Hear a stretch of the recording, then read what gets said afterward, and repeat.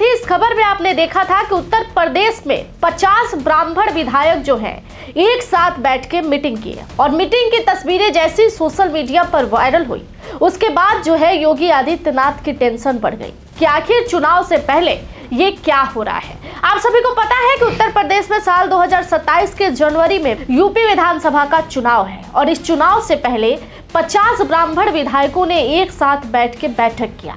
हालांकि बैठक की तस्वीरें जैसे ही सोशल मीडिया पर वायरल हुई, यूपी के भाजपा प्रदेश अध्यक्ष पंकज चौधरी ने एक ऐलान कर दिया। उन्होंने कहा कि दोबारा ऐसी बैठक नहीं होनी चाहिए। यदि ऐसी जातिवादी बैठक होगी और समाज में निगेटिविटी फैलाने का कार्य आप लोग कीजिएगा तो इस पर पार्टी जो है संज्ञान लेगी। वहीं दूसरी तरफ उन्होंने ये भी कहा कि जातीय गुट जैसे राजनीति करने वाले एक बार जरा ध्यान से देख लीजिए कि यूपी के अंदर समाजवादी पार्टी और बीएसपी की क्या हालत है। कई उदाहरण उन्होंने दिए और कड़ी जवाब जो है इन विधायकों को दी, जो विधायक बंद कमरे में ये बैठक कर रहे थे। हालांकि विधायकों ने अपनी स्पष्टीकरण दी थी कि ये बैठक बस ऐसे ही महज एक मुलाकात थी और जैसा कि आपको पता है कि पीएन पाठक की वाइफ की जो बर्थडे थी उसके लिए एक छोटा सा पार्टी था जिसमें लिट्टी चोखा की व्यवस्था की गई थी। फलहाल भी था क्योंकि उस दिन मंगलवार था तो कुछ लोगों की फास्टिंग थी। लेकिन इस पर पीएन पाठक ने ट्विटर से जवाब दे दिया है। जी हाँ, प्रदेश अध्यक्ष को ट्विटर से जवाब दिया है पंकज चौधरी को और कहा है कि ब्राह्मण को हल्के में मत लीजिए। देखिए, भले ही पार्टी ने निर्देश दे दिया कि दोबारा ऐसी बैठक नहीं होनी चाहिए, लेकिन पीएन पाठक के इस ट्विटर हैंडल के पोस्ट को देखकर यह साफ लग रहा है कि बेशक ब्राह्मण जैसा बता रहे हैं कि बीजेपी के अंदर हमारे मन मुताबिक हमें पद नहीं मिलती, हमें इज्जत नहीं मिलता, वहां के प्रशासन हमारी बात नहीं सुनती, इन तमाम मुद्दों पर चर्चा तो जरूर हुई है क्योंकि नाराजगी जो है वो दिख रही है। और पंकज चौधरी से पीएन पाठक जो है जवाबी हमलों से भिड़ गए हैं और उनको जवाब देते हुए उन्होंने ट्विटर पर कहा है, जय श्री राम, जय राम, सनातन, जय भाजपा। सनातन परंपरा में ब्राह्मण को समाज का मार्गदर्शन, विचारक और संतुलन करता है। जहां ब्राह्मण एकांत होता है वहां ज्ञान, विवेक और चिंता का मंथन होता है। अस्मिता को सशक्त बनाता है। उनका धर्म समाज को जोड़ना है, विभूजन करना है। ये तमाम पोस्ट जो है पीएन पाठक अपने ट्विटर हैंडल पे करते हैं और पंकज चौधरी को जवाब देते हैं। देखिए, साल 2024 के लोकसभा चुनाव को अगर आप याद करेंगे तो यूपी से जब सीटें कम आई थी तब बीजेपी के अंदर योगी आदित्यनाथ को बहुत दोषी बताया गया था कि बीजेपी टिकट बांटने से पहले योगी आदित्यनाथ से पूछ ही नहीं थी, इसलिए योगी आदित्यनाथ लोकसभा चुनाव के दौरान ज्यादा इंटरेस्ट नहीं लिए, जिसके बाद भाजपा की हालत आप लोगों ने देखा था।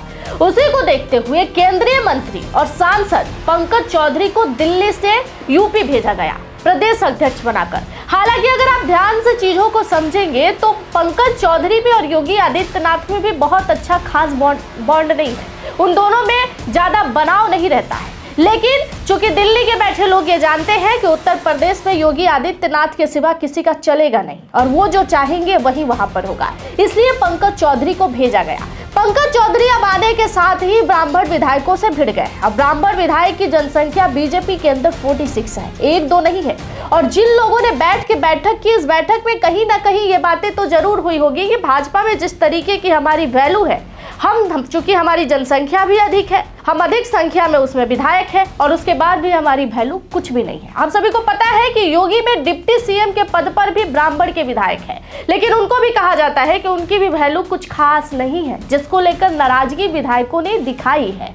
हालांकि योगी आदित्यनाथ इस बात को नकार नहीं सकते कि उस बैठक में कुछ विशेष बातें नहीं हुई थी, लेकिन पंकज चौधरी इस पर कड़ी जवाब देते हुए कहे कि दोबारा ऐसी बैठक नहीं होनी चाहिए। पीएन पाठक ने उनको जवाब दिया कि ब्राह्मण जहां एकजुट होते हैं वहां ज्ञान की बातें होती है, विवेक की बातें होती है और एकांत की बातें होती है। ब्राह्मण समाज को जोड़ने का काम करता है, तोड़ने का काम नहीं करता है।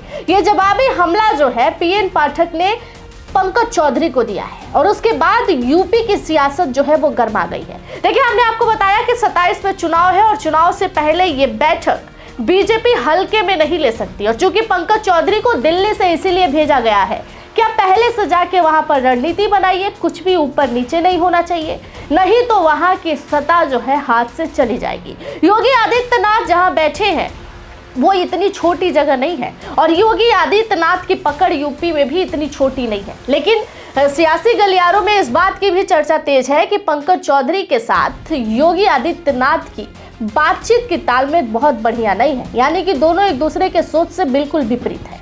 तो आखिर दिल्ली से लेके यूपी तक में क्या खिचड़ी पक रही है?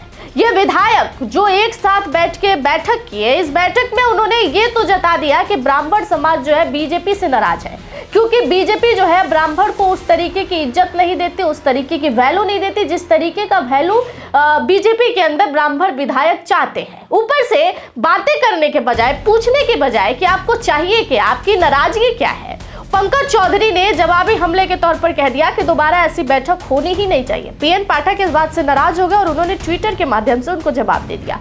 अब देखना बड़ा दिलचस्प है कि ये दोनों जवाबी हमला के बीच योगी आदित्यनाथ इस गर्म माहौल को संभालते कैसे हैं, क्योंकि 86 विधायक हैं, कम जनसंख्या नहीं है। अगर एक दो भी इधर उधर गए तो बड़ा भारी पड़ेगा। वहीं दूसरी तरफ समाजवादी पार्टी के विधायक ने कह दिया है कि हम तो एकदम दामन फैला के बैठे, आपके स्वागत के लिए तैयार बैठे, आप हमारे साथ आइए, हम आपको भरपूर इज्जत देंगे।